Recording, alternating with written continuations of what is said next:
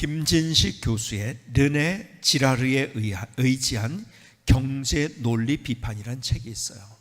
제목이 있는 대로 르네 지라르라는 사람, 이 사람의 생각을 가지고서 경제 논리를 비판한 책에 아주 두꺼운 책은 아니지만은 제가 이 책을 읽다가 르네 지라르라는 사람을 새롭게 만나게 되고 이분 때문에 가지고 있긴 많은 인사이트를 있게 되었습니다. 그런데 그 책 안에 프랑스 사회학자 메르메라는 사람의 글을 소개를 하고 있어요. 한번 들어보시겠습니까? 생활 방식과 규범의 다양한 위치에 대한 관용이 일반화되고 있는데 이것은 다문화 사회의 통합과 이해를 위해 중요한 요소이다. 하지만 이런 태도는 때때로 타인에 대한 일종의 무관심의 결과이기도 하다. 결과 모두를 자기 좋은 식으로 행동하게 되어 지금까지 많은 사람의 귀감의 역할을 해왔던 모델도 사라지게 된다. 이처럼 도덕적 확신이 사라진 가운데 사람들은 모두 자기 느낌대로 행동한다. 요즘 들어 많이 느낄 수 있는 이 같은 기준 소멸 현상은 오늘날 사회적 불안의 상당 부분을 설명해 주고 있다.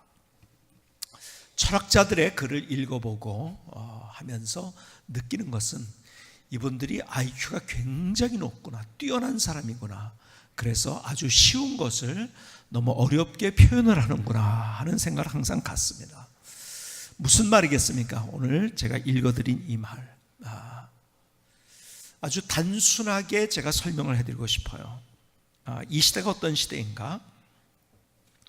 다양한 문화들이 서로 만나고 하면서 결국 관용이 일반화되고 있는데 잘못해서 지금 어떤 식으로 가냐면 자기 좋은 식이라는 표현이 여기서 그리고 도덕적 확신이 사라졌다. 또 자기 느낌대로 행동한다. 기준 소멸 현상, 이런 것들, 여러분 기준이 소멸됐다는 것이 무엇입니까? 어떤 질서가 붕괴되고 있다는 거죠. 그리고 사람들은 각자 자기 느끼는 대로 자기 좋은 식으로 행동하는 그러한 시대를 우리가 살아가고 있다는 것, 그리고 그래서 오늘날 사회적 불안의 상당 부분을 설명해 주고 있다는 것이, 이러한 것이 결국 사람들이 점점 발전한 것 같지만 점점 불안해가는, 왜? 충돌하고 가치관이 충돌하고 생각이 충돌하면서 점점 더 사람들이 불안해하는, 그리고 사회적으로 많은 사람들이 더 힘들어하는 시대를 우리가 살아가고 있다는 거예요. 다시 더 단순하게 얘기한다면 지금 이 시대가 포스트 모더니즘 시대인데 이 시대가 내 느끼는 것이 진리이다. 그래서 자기 느끼는 대로, 사사기인 대로, 자기 소견에 옳은 대로 행하는 그러한 시대를 우리가 살고 있고, 이것 때문에 갈등하고 이것 때문에 우리가 불안하게 된다는 이야기를 해주고 있는 거예요. 여러분, 내가 느끼는 것이 진리라는 그러한 시대를 우리가 살아가고 있어요. 그러니까 진리가요 상대화가 됐어요. 자꾸 변하는 거예요. 느낌은 어떻죠? 변합니다. 아침의 느낌이 다르고요, 저녁의 느낌이 달라요. 똑같이 꽃을 보는데 내가 어느 상황에서 보느냐에 따라서 똑같은 꽃을 보면서도 느낌이 다른 거예요. 이런 다른 느낌을 가지고 우리의 기준점을 삼아간다는 것은, 그래서 여기 있는 대로 뭐냐, 기준 소멸 현상이 일어나고 있다는 사실을 우리에게 얘기해 주고 있습니다. 내가 느끼는 것이 진리다. 이런 시대를 우리가 살아가고 있어요. 근데 느낌이 얼마나, 여러분들에게 제가 설명한 대로, 자, 3호선을 타고 갑니다. 여기서 출발하는 게 3호선 타고 1호선을 갑니다. 1호선을 타면서 내가 어디로 가려고 하느냐? 서울역으로 가려고 해요. 그럼 서울역 쪽으로 가는 1호선은 어느 쪽에 타야 되는가? 내 느낌대로 가봅니다. 여러분, 느낌대로 갑니까? 여러분, 느낌은 있지만은 우리가 이렇게 안 하면 안 되는 거예요. 표지판을 먼저 보는 거예요. 그렇죠?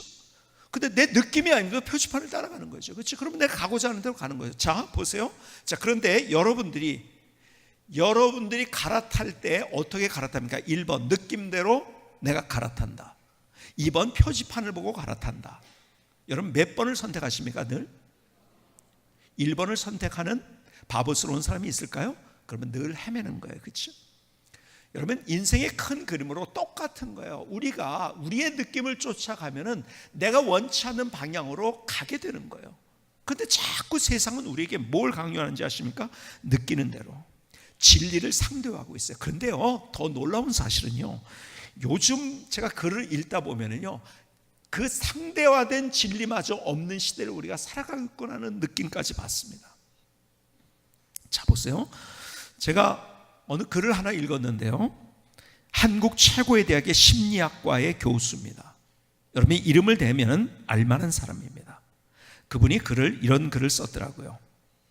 4대 보험은 최소한의 안전장치다라는 얘기를 하면서 국민을 향한 최소한의 어떤 의무이다, 이것이. 그래서 법적으로 이것을 보장한 거다. 왜? 국민들이 행복하기 위해서. 근데 진짜 행복을 위해서는 다른 유형의 4대 보험이 필요하다면서 그 4가지를 얘기합니다. 이분이 심리학과 교수인데요, 첫 번째 좋은 인간관계, 두 번째 자율성, 세 번째 의무와 목적, 네 번째 재미있는 일. 그리고 이 4가지를 각각 설명을 합니다. 여러분, 여기에 대해서 뭐 좋은 인간관계를 갖는다는 거 거기서 반대할 사람이 있습니까? 좋은 관계 필요하죠. 그런데 그러면서 얘기하는 것이 자율성, 당신이 스스로 선택해서 결정할 줄 아는 것. 그러면서 의무와 목적을 얘기하면서도요, 그 의무와 목적이 뭐냐, 지금 당장 내가 얼마나 행복을 느낄 수 있느냐는 의미예요. 그리고 얼마나 재미있느냐. 그래서 재미있는 일을 찾으라는 거예요. 재미있는 일. 자, 보세요. 아주 우리를 위로하는 말 같고 그럴듯한 말 같지만요, 결국은 뭐가 없어진지 아십니까? 기준점이 없이 재미를 따라가게 만드는 거예요. 제가 늘 얘기합니다. 그렇죠? 여러분, 인생은 재미를 따라가는 게 아니에요. 제가 말씀드렸죠? 고스톱을 칩니다. 밤새도록 쳤어요. 일어나면서 야, 되게 재밌네, 그럴 수 있어요. 근데 일어나면서 야, 너무 기쁜데? 야, 너무 감동적이다, 그런 사람은 없어요. 그렇죠? 제가 군대 생활할 때 저희 수송대장이 저에게 아주 심각하게 물어본 질문, 바보 같은 질문이죠 사실은. 자네는 술도 안 먹고 담배도 안 피고 무슨 재미로 인생을 사나? 무슨 말입니까? 그 재미 없으면 못 살겠다는 거죠. 인생을 사람들이 그런, 사실은요, 재미를 따라서 살고 있고 그것이 없으면 인생의 의미가 없어진 것처럼 인생을 살아가는데, 심리학과 교수가 우리나라의 최고의 지성이라고 하는 사람까지도 그래서 그렇게 살아가도록 우리를 사실은 감각적으로 살아가도록 만든 거예요. 내가 어디를 향해 가느냐, 이것이 중요한 것이고, 그렇게 하기 위해서 내가 무엇을 어떻게 가느냐가 더 중요한 우리의 생각의 틀이 되어야 되는데, 당장 재미있는 거. 그러니까요, 제가 1호선을 타다가 3호선을 타다 1호선을 타는데 이거예요. 내가 어디로 가는지를 잃어버리는 거예요. 그냥 어떻게 가는지도 잃어버리고, 거기 재밌는 일이 일어났어요. 사람들이 제일 재밌는 것이 싸움 구경이라고 하죠. 싸움이 일어났어요. 혹은 뭐 누가 마술을 합니다. 뭐가 이상한 짓을 누가 합니다. 그 재미있고 웃기네, 재밌네. 거기에서 있다가 내가 어디로 가야 되는지, 어떻게 가야 되는지를 잃어버린 인생을 살아가는 것처럼 우리를 살아가게 만든다는 거예요. 여러분, 디모데후서 4장의 말씀은 그래서 우리가 잘 들어야 돼요. 4장 3절에 이런 얘기를 하고 있어요. 때가 이르리니 사람들이 바른 교훈을 받지 아니하며 귀가 가리워서 자기의 사욕을 따를 스승을 많이 두고 또 그 귀를 진리에서 돌이켜 허탄한 이야기를 따르리라. 바른 교훈을 받지 않아요. 뭐요? 진리를 알질 못해요. 귀가 가리워집니다. 사욕을 따를 스승을 많이 둔다는 거예요. 그런데요, 이 말씀과 아까 얘기한 르네 지나르라는 사람의 책을 읽다가 재밌는 것을 발견했어요. 이것을 르네 지나르는 이렇게 표현을 했더라고요. 모방 욕망이라고. 그의 표현 그대로를 제가 이렇게 읽어드립니다. 인간은 타자의 욕망을 모방하여 내면화하는 존재다. 무슨 말인지 아세요? 쉽게 얘기하면 모방 욕망으로 살아간다는 거예요. 이런 얘기예요. 그 사람이 좋은 차를 타서 가만있어. 그러면 좋을 것 같으네. 나는 그럼 더 좋은 차를 사야지. 그 사람이 많이 가졌어?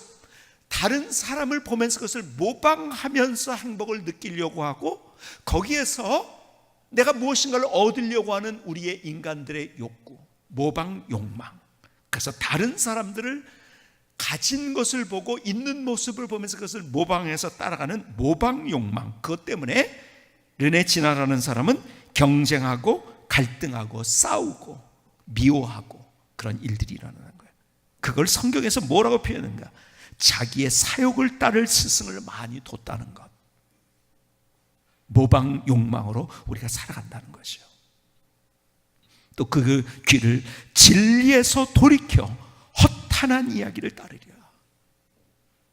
진리, 또 그 귀를 진리에서 돌이켜 허탄한 이야기를 따르리라. 진리가 없어져 버렸어요. 진리를 생각하지 않습니다. 그리고 사람들이 감각적으로 내 느끼는 대로 지금 얼마나 재밌느냐를 따라서 살아가도록 만드는 이 시대의 조류, 거기서 우리가 진리를 붙잡아야 된다는 거예요. 진리가 뭡니까? 진리는 사전적 정의로 참된 원리입니다. 참된 이치, 진짜라는 거죠. 진리의 속성이 있어요. 절대성이 있어요. 유일성이 있어요. 불멸성이 있어요. 영원성, 보편성이 있어야 돼요. 그런데요, 이 진리를 사람들이 어디서 찾으려고 하는가? 자꾸 하나님 밖에서 찾으려고 해요. 그래서 과학이나 철학이나, 여러분, 과학은 우리에게 분석해 줄 뿐이지 그 과학 너머에 있는 사실을 우리에게 가르쳐 주질 못해요. 가장 쉽게 꽃이 있어요. 꽃을 과학적으로 분석은 해요, 과학은. 그러나 여기에 수준의 인생의 의미와 행복은 얘기를 못합니다. 우리의 인생에 더 중요한 가치를 얘기해 주지 못한다는 거죠. 철학도 마찬가지예요. 여러분, 철학을 사람들이 왜 철학하냐? 진리를 찾기 위해서 철학을 합니다. 근데 철학 속에 진리를 못 찾아요. 누가 그걸 얘기하는지 아세요? 철학자들이 하는 얘기예요. 여러분, 철학자들 가운데서 가장 중요한 인물을 꼽으라면 아마 근현대에서 제일 유명한 철학자를 꼽으라 한다면 칸트라는 사람이에요. 그래서 칸트를 가리켜가지고 사람들이 이렇게 표현을 합니다. 모든 철학이 그에게로 흘러가서 그에게로부터 다시 나온다고 표현을 해요. 이만큼 칸트라는 사람이 철학적으로 중요한 사람이라는 거죠. 그래서 여러분들이 잘 아는 대로 칸트가 사실은 늦음하게 이러한 글들을 썼는데요, 늦음하게 50이나 60이 거의 다 돼가지고 순수 이성 비판, 그 다음에 쓴 것이 실천 이성 비판, 판단력 비판. 그래서 이걸 뭘 하는가 하면, 그래서 우리의 이성에 대해서 면밀한 비판 작업을 합니다. 근데 비판이라고 할 때 여러분들이 여기에서 비판을 우리가 생각하는 그 비판이라는 단어로 사용하고 있는 게 아니에요. 우리는 비판하면은 어떤 사람, 어떤 사물, 어떤 대상, 이건 왜 그렇지 하고서 내 눈으로 판단하는 것, 이걸 비판이라고 하는데 그 사람 반대예요. 내 내면 속에 들어갔어. 내 내부에서 이성적으로 판단 가능한 것과 판단 불가능한 것의 경계를 명확하게 한다는 의미를 가지고 있어요. 그러니까 결론은 뭐냐면 이거예요. 여러분, 제가 앞서 말씀드린 것처럼 이 칸트의 글을 읽어보려면 굉장히 힘듭니다. 왜냐하면 너무 난해하고 그리고 굉장히 복잡해요. 그러니까는 제가 철학자들을 보면서 너무 머리가 좋기 때문에 쉬운 얘기를 굉장히 어려운 단어를 통해서 어렵게 표현하는 사람이 철학자들이 아닌가, 그냥 저 혼자 그렇게 한번 생각을 합니다. 근데 그가 순수 이성 비판. 그래서 우리가 이 책을요, 철학에서는 그런 칸트 얘기를 많이 하지만요, 실제적으로 그렇게 읽어본 사람들 많이 없어요. 왜? 힘드니까요. 그래서 제가 이분의 순수 이성 비판이 무엇인가를 잠깐 여기에 설명을 드릴게요. 쉽게 설명을 드릴게요. 서문에서, 순수 이성 비판 서문에서 그는 이렇게 얘기합니다. 인간의 이성은 자신이 거부할 수도 없고 그렇다고 해서 대답할 수도 없는 문제로 괴로워하는 운명이다. 거부할 수 없으면 문제가 이성 자체의 본성에 의해 이성에 부여되어 있기 때문이며, 대답할 수 없으면 그 문제가 이성의 능력 바깥에 있기 때문이다. 서문부터가 너무 좀 어려워요. 그래, 서문 읽다가 덮게 되죠. 그렇죠? 무슨 얘기입니까? 쉽게 얘기하면 이거예요. 우리가 하나님이나 혹은 영혼의 존재 여부에 대해서는 경험을 가지고 이성을 통해서 알 수 없다는 거예요. 그래서 그것이 학문의 주제가 될 수 없고 지식의 대상이 결코 될 수 없다는 거예요. 왜냐하면 그것은 시간과 공간이라는, 이렇게 표현합니다, 직관 형식, 시간과 공간이라는 직관 형식의 틀에 들어올 수 없기 때문에, 하나님이 어떻게 시간이란 혹은 공간이란 그 직관 형식 틀에 들어올 수 있습니까? 그렇기 때문에 사실은 철학을 해도 사실은 그분의 이야기를 읽다 보면 사실은 한 줄기로 흘러가는 거예요. 결국은 그거더라고요. 그래서 우리가 철학자들이 이성으로 판단할 수 없는 문제가 하나님에 관한 문제라는 거죠. 더 나가서 여러분 보세요. 우리가 완전한 사람이 있습니까? 완전한 사람이 결코 없습니다. 불완전한 사람이, 제가 다음 주에는 러셀에 관한 이야기를 잠깐 나누려고 해요. 무신론을 주창하면서 많은 사람에게 하나님이 없다는 것을 얘기하려고 했던 사람이에요. 근데 항상, 제가 니체도 그렇지만 러셀도 마찬가지예요. 그가 쓴 책 가운데 나는 왜 그리스도인이 아닌가라는 그런 책을 썼어요. 그리고 성경에 이런 것이 잘못된 것이다 지적했지만 그건 성경과 역사와 그 성경 안에 있는 내용을 모르기 때문에 자기가 하는 얘기들이죠. 결국 그런 사람들은요, 열매를 통해서 안다고 하는데요, 그분의 삶 자체가요 굉장히, 좀 속된 표현으로 하면 지저분한 삶을 살았고요, 많은 사람에게 상처를 주었고요, 자기 멋대로 살았고요. 열매를 보면 아는 거예요, 그것이. 근데요, 하나님을 부인하는 사람들이 제대로 살았던 사람들이 없더라고요. 그렇게 강력하게 하나님 없다고 했던. 자, 그런데 보세요, 제가 진리고 하는 얘기를 하고 있는 거예요. 불완전한 사람의 이야기가 어떻게 진리가 될 수 있냐는 거죠. 그렇죠? 절대 진리가 될 수 없어요. 불완전한 사람의 철학의 어떤 것들의 이야기가 진리가 될 수 없어요.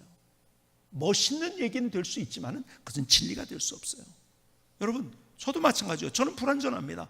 얼마나 불완전한지 제가 가면서 더 건망증도 심해지는 것 같고, 제 생각은 이렇게 생각하는데 말은 따로 나오는 경우들이 많아요. 제가 그래서 참 설교를 한다는 것, 이것 자체가 저에게는 굉장히 뭐랄까 두려운 일이에요. 지난 금요일에도요, 제가 설교를 하다가, 금요 기도회 때 설교를 하다가요, 부모님을 존중해서 부를 때 요즘 이렇게 유자, 유관제라는데 유자, 관자, 제자입니다. 그게 잘못된 거다. 그렇죠? 그렇게 하는 것이 아니죠. 성은 자자를 붙이는 게 아니죠. 관자, 제자. 늘 제가 그렇게 얘기를 하고 좀 그렇게 하는데, 설교를 하면서 나도 모르게 뭐라고 했냐면 유자, 관제 이렇게 해버린 거예요. 그러니까 저 뒤에서 뭐가 좀 자꾸 반응이 이상해요. 근데 제가 그렇게 얘기를 했는지도 모르게. 여러분, 이렇게 불완전한 거예요. 저희 집사람이 저의 설교를 들으면서 매주 저에게 감동을 받아요. 그리고 어떻게 그런 설교를 할 수 있냐고 그래요. 여러분들은 그렇게 생각 안 해도 저희 집사람은 그렇게 한다고요. 그런데 어저께 지지난주에 설교를 듣고 나서 저한테 그러더라고요. 자기 이제까지 설교에 은혜를 안 받아본 적이 없는데 지지난주 설교는 은혜를 못 받았대요. 왜 못 받았냐고 그랬더니, 왜 그랬을까요? 남편이 아내들의 이야기를, 여자들이 특성이 그러니까는 공감해 주라는 얘기, 그리고 끝마디를 좀 이렇게 다시 한번 복창을 하라는 얘기, 제가 그렇게 했잖아요. 나는 그렇게 안 한대요. 그래서 은혜를 못 받았대요. 여러분, 다 불완전해요. 불완전한 사람의 이야기가 어떻게 진리가 될 수 있냐고요. 그렇죠? 절대 진리가 될 수 없어요. 여러분, 다른 종교도 마찬가지예요.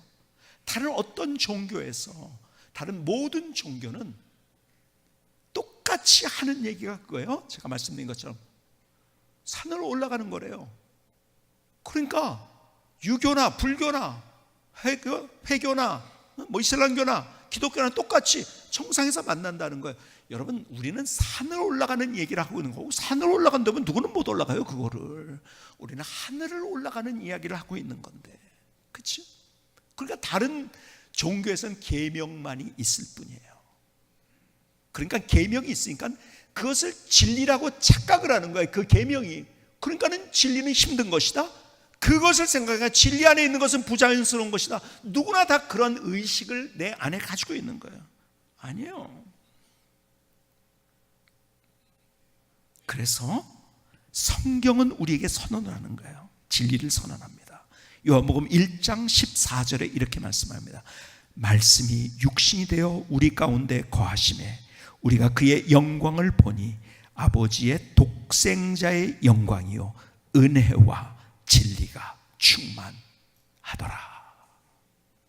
그래서 하나님께서 말씀하신, 인간이 쓴 것이 아니라 하나님께서 말씀하신 계시의 말씀만이 진리라는 거예요.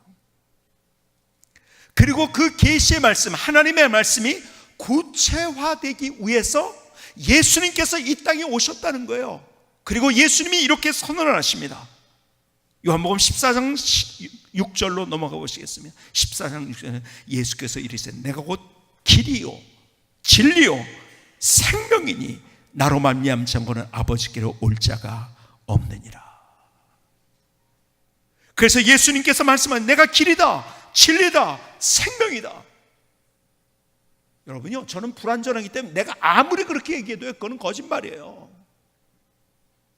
그런데 하나님이신 그분, 완전하신 그분께서 선언하신 거예요. 그러니까 둘 중에 하나 선택하는 거예요. 웃기는 얘기하고 있네? 무슨 길이야, 진리야, 생명이야? 웃기는 얘기한다면 사기꾼으로 보는 거죠. 그 말을 신뢰 안 하면 그건 사기꾼이죠. 그렇죠? 사기꾼으로 생각하든지 아니면 진짜 길과 진리와 생명으로 생각하든지. 그런데 다른 모든 사람들은 다 불완전한 사람들. 그 사람들의 이야기는 잘못된 이야기예요. 그런데 완전하신 하나님, 하나님이신 그분께서 하신 말씀, 내가 길이다, 진리다, 생명이다. 누구도 이렇게 선언한 사람이 없어요. 누구도. 그렇다면 더 구체적으로 나가서, 더 구체적으로 그 진리가 무엇인가. 여러분, 제가 오늘 제목이 뭐냐면 진리에 대한 열정이에요. 진리. 그러면 그 진리가 뭔가? 우리가 가장 잘 아는 말씀, 요한복음 3장 16절의 말씀. 하나님이 세상을 이처럼 사랑하사 독생자를 주셨으니 이는 저를 믿는 자마다 멸망하지 않고 영생을 얻게 하려 하십니다. 여기에는 전제가 있어요. 첫 번째 전제는 이거예요. 하나님이 계시다는, 그게 진리예요. 만물을 창조하신 전능하신 하나님이 계시다는 거예요. 근데 그 하나님이 두 번째 명제가 뭔지 아세요? 하나님이 우리를 사랑하신다는 거예요. 이거 알아야 돼요. 그 하나님이 나를 사랑하신다는 거예요. 그래서 죄의 종노릇하는 나, 헤매던 나, 그래서 감각적인 것을 쫓아가다가 세상 사람들이 재미를 쫓아가는데 거기에서 같이 따라가다가 실망하고 절망하고 한숨 짓고 어쩔 줄 몰라 하는 나, 아니 내일의 소망이 없는 나. 왜요? 죄 때문에. 그래서 사랑하셨어. 그 사랑이 뭔가를 보여주셨어요. 사랑, 목숨을 거는 거예요. 나를 위해서 그분이 대신 희생제물이 되어주신 거예요. 다시 말씀드려요. 다른 모든 종교는 내 노력이에요. 이단들도, 신천지도 14만 4천에 들어가기 위해서 내가 노력하는 거예요. 내가 노력으로 산은 올라갈 수 있지 뭐지만 하늘은 올라갈 수가 없어요. 여러분, 그런데 하나님께서 우리에게 그 사랑을 주신 거 목숨 걸고 우리를 사랑하셨어요. 우리를 구원하셨어요.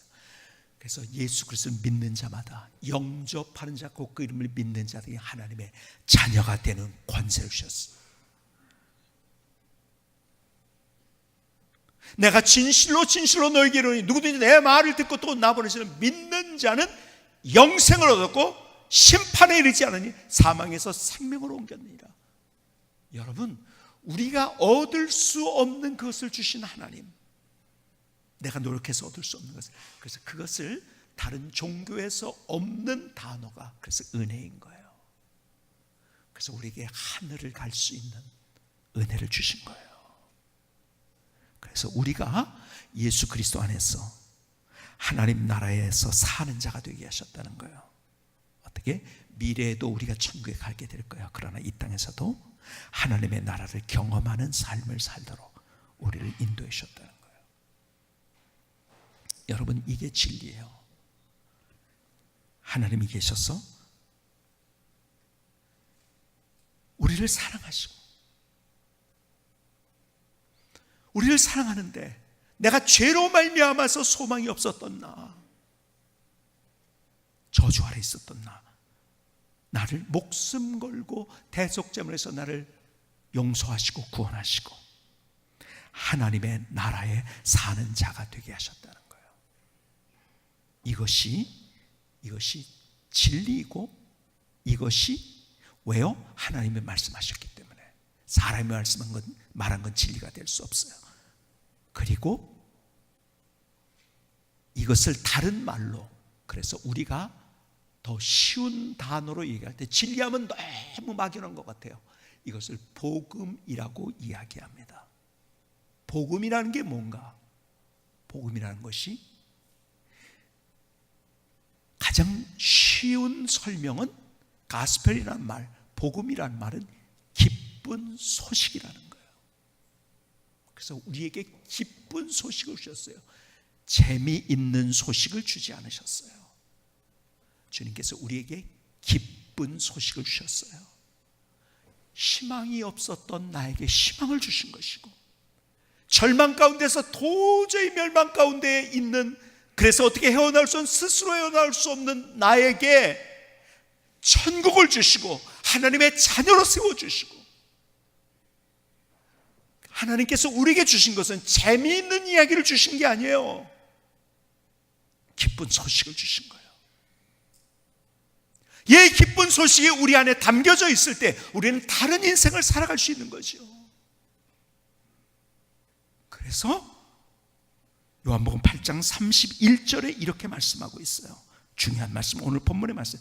그러므로 예수께서 자기를 믿은 유대인들에게 이르시되 너희가 내 말에 거하면 참으로 내 제자가 되고 진리를 알지니 진리가 너희를 자유롭게 하리라.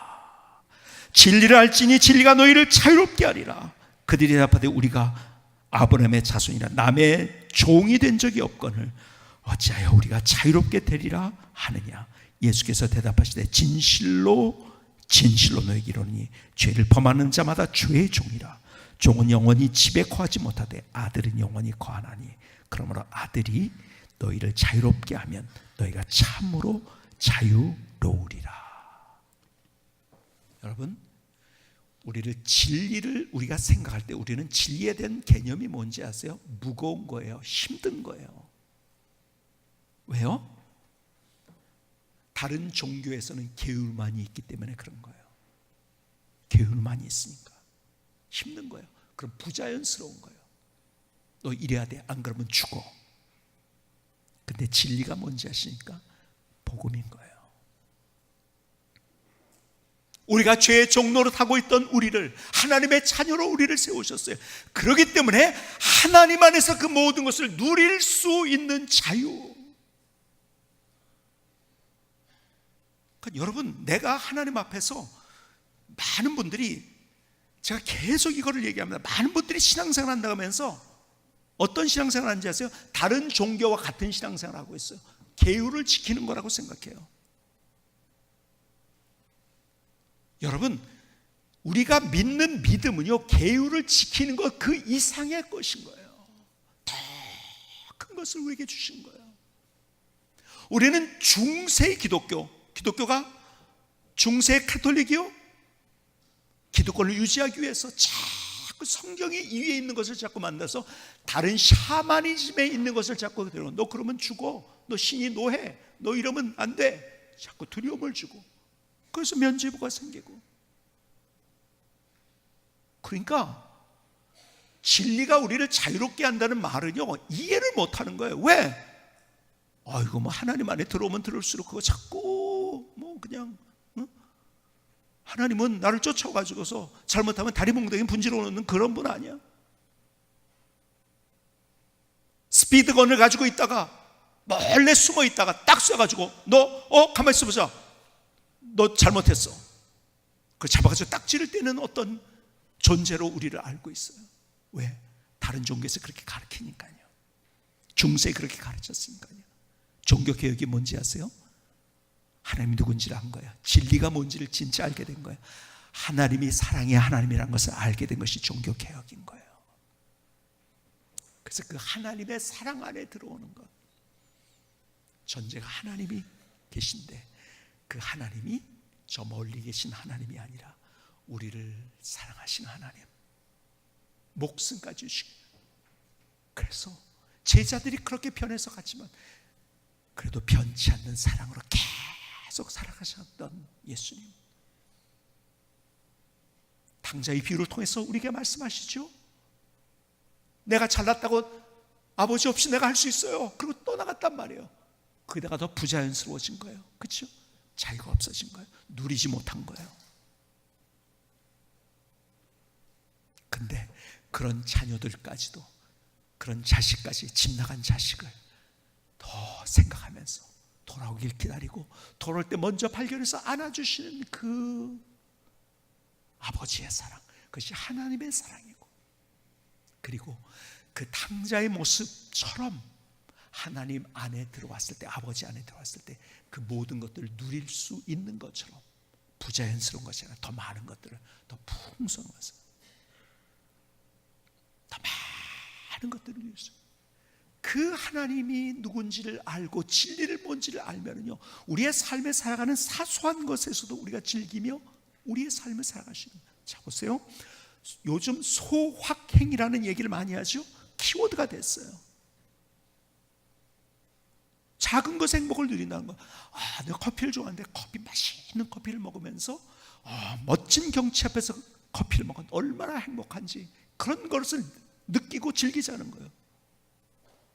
여러분, 세상은요 소확행만을 얘기하는 거예요. 여러분, 그걸로 인생이 다인가요?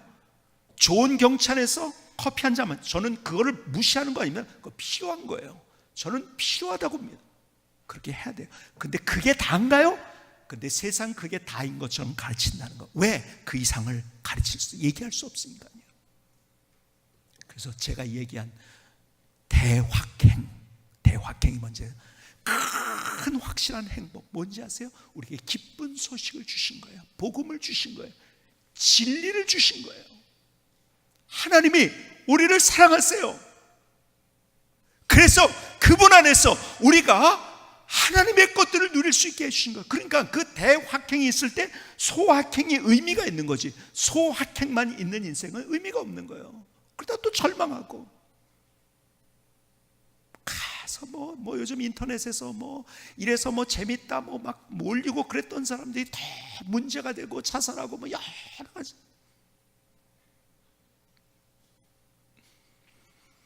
여러분, 우리가 진짜 하나님이 누군지를 알면, 진리가 뭔지를 알면은 우리는 그 안에서 참 자유가 뭔지를 알게 되고, 우리의 살아가는 삶 속에 오히려 큰 그림 속에서 내 사소한 것을 보게 될 때, 어려운 것도 때로는 힘든 것도 그것을 누릴 수 있는, 그것을 통해서 또 역전의 드라마를 보여주시고 하나님께서 어떻게 역사하시는가를 우리가 알기 때문에, 더 나아가서 우리는 이미 다 천국을 소유한, 영원한 생명을 소유한 자들이기 때문에 우리가 죽음에 대해서도 우리가 담대하게 우리의 인생을 살아갈 수 있을 뿐만 아니라 우리의 살아가는 순간순간을 더 누리면서 하나님의 부요, 하나님의 풍성함이 무엇인지를 우리가 경험하면서 살아갈 수 있는 거예요. 그래서 내가 문 밖에서 두드리노니, 주님께서, 그래서 문을 열고 주님을 우리가 맞아들일 때 우리가 생명을 얻고 더 풍성한 삶을 얻게 된다고 말씀하시는 거예요. 여러분, 신앙은 그렇게 누리는 거예요. 진리가 뭔지를 알기 때문에, 복음이 뭔지를 알기 때문에. 그래서 우리의 인생의 진짜 행복이 시작되는 거예요.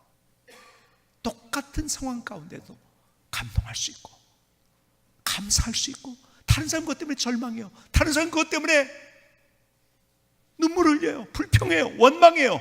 그런데 하나님이 누구신지를 알면서 그 진리가 우리 가운데 있을 때, 그걸 붙잡고 진리에 대한 열정으로 우리의 삶을 살아갈 때, 우리는 모든 것들을 누리면서 살아갈 수 있는 멋진 인생을 살아갈 수 있는 거예요.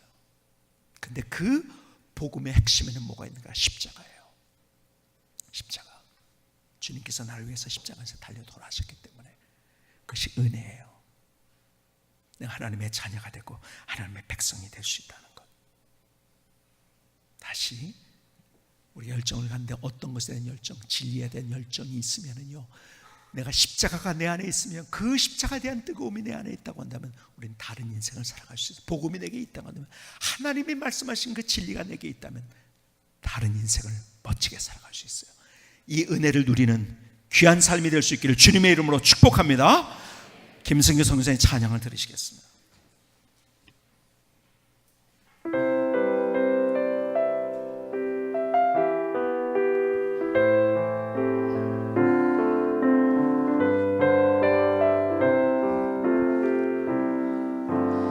느낌을 따라 사람들은 살고 있지요. 감정을 따라 사람들은 살아가고 있지요. 단편적인 지식을 따라 사람들은 살고 있지요. 이제 우리 함께 진리로 일어서요. 어지러운 이 세상 속에서 하나님의 말씀으로 뜻을 세워요. 새롭게 도전해요. 진리에 대한 갈망과 열정으로 아름다운 인생을 세워가요. 느낌을 따라 사람들은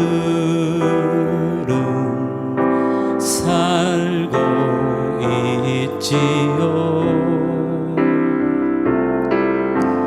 감정을 따라 사람들은 살아가고 있지요. 단편적인 지식을 따라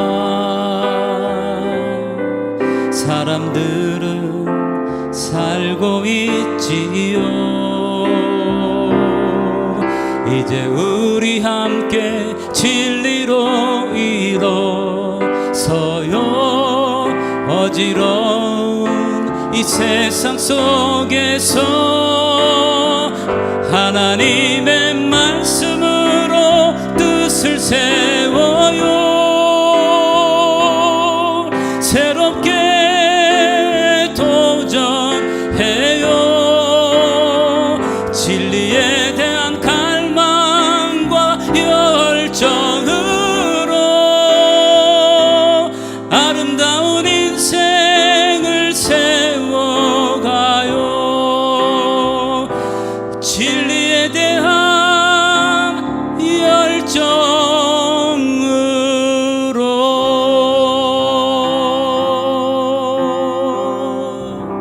아멘. 하나님, 나의 결단입니다. 나의 마음을 드립니다. 나를 받아 주시옵. 하나님. 히브리서 3장에 이렇게 우리에게 말씀하세요. 14절에 우리가 시작할 때 확신한 것을 끝까지 견고히 잡고 있으면 그리스도와 함께 참여한 자가 되리라. 여러분, 시작할 때 확신한 것, 다시 말해서 예수 그리스도의 믿음을 우리가 끝까지 견고하게 붙잡아야 된다는 거예요. 무슨 말인지 아세요? 우리의 인생을 살아가 처음에 우리가 감격적으로 하나님의 사랑을 깨달았어요. 그 은혜를 깨달았어요. 이야, 이것이 나를 살리는 하나님의 말씀이구나, 이것이 진리구나, 이걸 깨달았어요. 그런데 우리가 삶을 살아가면서 우리는 보이는 게 뭔지 아세요? 세상 사람이 살아가는 모습이에요. 그러니까 느낌을 따라서 세상 사람들이 보여주는 보암직도한 것을 따라서 우리의 나도 모르게 그렇게 우리가 판단하고 결정하고, 르네 지나르의 말대로 우리는 모방 욕망을 따라서 우리는 자꾸 나도 모르게 그렇게 가고 있는 거예요. 그렇기 때문에 다시 우리가 붙잡은 진리가 자꾸 헐거워진다는 거예요. 그걸 놓친다는 거예요. 하나님의 자녀가 됐음에도 불구하고 세상 사람들이 살아가는 모습, 느낌대로, 감정대로, 그들이 편한 대로 재미를 따라 살아가는 삶의 모습 그대로를 보면서 나도 모르게 붙잡았던 것을 자꾸 놓치게 된다는 거예요. 그걸 굳게 잡아야 된다는 거예요. 뭐요? 진리를, 복음을. 여러분, 내가 처음 예수 믿고 내 인생이 새롭게 시작될 때 우리는 얼마나 감격적이었나요? 얼마나 놀라운 하나님의 은혜 때문에 내가 어쩔 줄 몰라 했나요? 근데 그걸 자꾸 놓쳐버리는 거예요. 그 은혜를 자꾸 꽉 잡아야 되는데 다른 걸 잡느라고 다 놓쳐버리는 거예요. 아니에요. 오늘 본문은 그것을 끝까지 견고히 잡으라고 말씀하는 거예요. 그 진리에 대한 열정으로. 자, 한번 저를 따라서 두 손을 한번 잡고, 한번 두 손을 들고 한번 저를 따라서 진리를 붙잡자. 진리만을 붙잡자. 복음만을 붙잡자. 진짜 기쁜 소식을 붙잡자. 견고하게 붙잡으라고 말씀해요. 다시 말해서 우리가 십자가만을 바라보고요, 우리의 인생을 살아갈 때, 여러분, 세상 사람들이 살아간 것과 다른 진짜 하나님 안에서의 은혜가 뭔지, 능력이 뭔지, 기적이 뭔지, 행복이 뭔지. 근데 자꾸 세상 사람 따라가려고 하니까요, 그리고 내가 헐겁게 진리를 붙잡고 있으니까요 힘든 거예요. 이스라엘 백성들처럼 하나님의 구원의 은혜를 줬음에도 불구하고 과거에 이집트에서 먹던 것들을 생각하면서 차라리 이집트에서 내가 종으로 살았으면 더 재밌었을 걸. 그게 이스라엘 백성들이잖아요. 그렇죠? 똑같이 우리가 먹고 마시는 것, 재밌는 것을 쫓아서 우리의 인생에 사람들이 살아가는 것처럼 그렇게 하려니까 자꾸 뒤를 돌아보면서 아이고, 예수 믿는 사람, 안 믿는 사람보다 내가 더 못한 것 같아, 그러면서 인생을 살아가요. 왜 그런지 아세요? 그 사람들 보면서 모방, 그 사람들 보면서 따라가려고 하고, 그 사람들이 잘 되는 것 같고, 그 사람들이 가진 것이 더 좋아 보이고. 아니에요. 그거 비교할 수 없는 우리는 진리를 붙잡은 사람들이에요. 그걸 단단히 붙잡고 우리를 걸을 때 오히려 우리는 어떤지 아세요? 세상 사람들 볼 때 안타까운 거예요. 저 사람들 이거 알아야 되는데, 근데 오히려 내가 이거 놓쳐버리고 저 잘 되네? 아니에요. 내가 이거 붙잡고서 이 사람들도 이거 알아야 되는데, 우리가 그 진리에 대한 열정을 가지고 우리의 인생을 살아갈 때 다른 인생을 살아갈 수 있는 거예요. 다시 우리가 시작하십시다. 다시 붙잡으십시다. 다시 우리가 그 진리를 견고하게 붙잡고, 진리는 사람이 한 얘기가 진리가 절대 아닙니다. 왜? 사람들은 다 저를 포함해서 완전한 사람이 없기 때문에 하나님께서 말씀하시긴 진리 붙잡고 다시 하나님 안에서 하나님의 것들을 누리며 걸어가는 멋진 인생을 세워갈 수 있기를 주님의 이름으로 축복합니다. 축복합니다. 기도하시겠습니다. 조용하지만 뜨거운 기도를 주님 앞에 드리십니다.